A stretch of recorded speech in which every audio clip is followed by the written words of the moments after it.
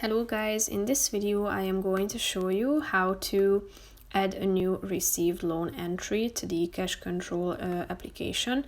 But first I just want to mention, don't forget to subscribe to my channel, because at 10,000 subscribers I am going to show you my whole YouTube revenue statistics and growth strategy, how to make money online. So let's jump into it. First of all, open the application on your phone.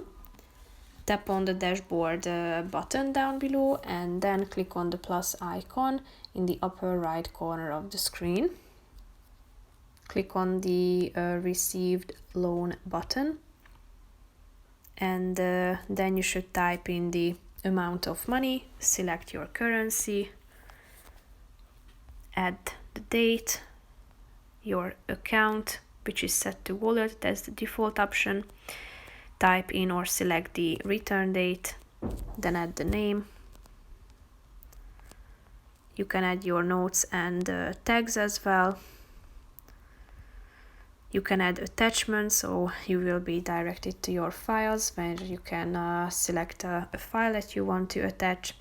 And then if you are done with adding all these information and data, click on the save button in the upper right corner of the screen.